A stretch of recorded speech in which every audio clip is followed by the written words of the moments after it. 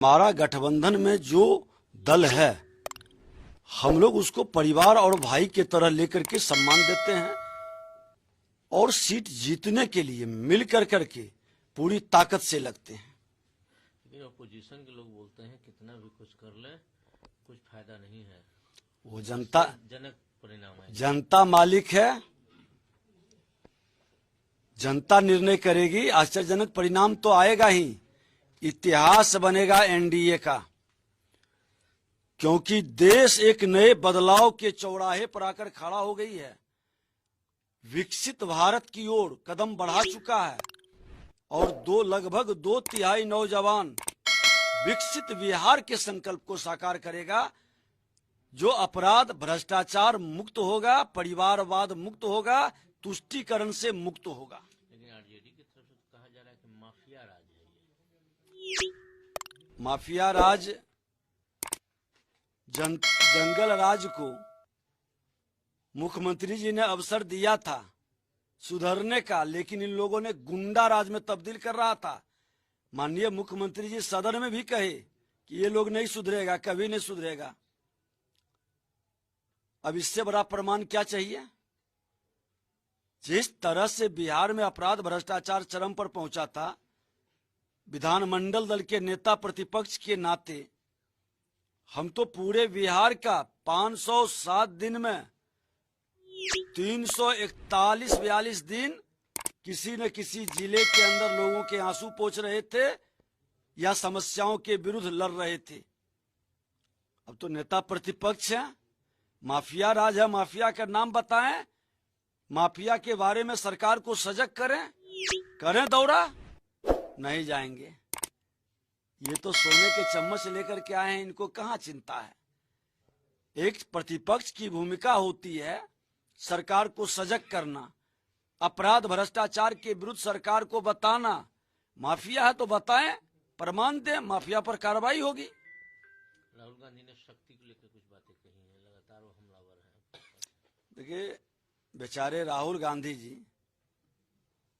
शक्ति की भाषा को समझ नहीं पा रहे हैं। जो लोग स्क्रिप्ट लिख के देता है वो बोल देते हैं और फंस जाते हैं। अरे ये शक्ति है, सारी प्रकृति ही तो शक्ति है, और उसी शक्ति से पूरा विश्व ब्रह्मांड चलता है। चुनाव आयोग का धर्म और जाति पर बोलने का मनाहट है, इसलिए हम ज्यादा नहीं कहेंगे, लेकिन शक्ति की ताकत असुरों का नाश करता है, और जो शक्ति का अपमान करता है वो कभी सुखी नहीं रहता है। अधिसूचना जारी हो गई है और सीटों का बंटवारा भी हो चुका है, चयन भी हो चुका है। प्रत्याशियों को लेकर और चुनाव में क्या क्या मुद्दे रहेंगे, क्या रणनीति होगी, इन तमाम विषयों को लेकर पार्लियामेंट्री बोर्ड की, ये सेंट्रल पार्लियामेंट्री बोर्ड की ये बैठक है। इसके बाद हम सब बिहार ही कूच कर जाएंगे और वहीं पर हम लोग होंगे। तो उससे पहले पार्लियामेंट्री बोर्ड की, सेंट्रल पार्लियामेंट्री बोर्ड की बैठक से कई ऐसे प्रस्ताव हैं जिनका पारित होना जरूरी है, कई ऐसे फैसले हैं जो लिए जाने जरूरी है। उन्हीं तमाम बातों को मद्देनजर रखते हुए आज ये बैठक बुलाई गई है। लेकिन कहा जा रहा है कि उसमें आपके नाम पर भी मुहर लगेगा हाजीपुर से चुनाव लड़ने को लेकर। जैसे मैंने कहा, तमाम ये सारे विषय हैं, इन तमाम विषयों पर चर्चा होगी और जो जो फैसले लिए जाएंगे वो साझा किए जाएंगे। आपके पार्टी के प्रत्याशियों की सूची का भी लोग इंतजार कर रहे हैं बिहार में कि कब आएगा सूची।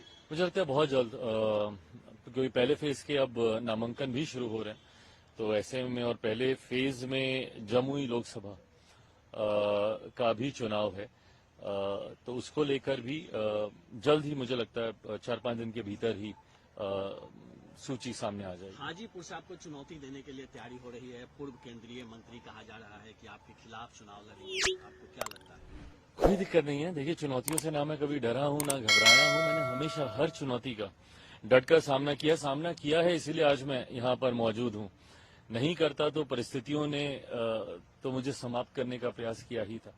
बहरहाल हर चुनौती के लिए मैं तैयार हूँ। भविष्य के घर में है, कौन सामने से आते हैं नहीं आते हैं, ये फैसला उन्हीं को ही लेना है।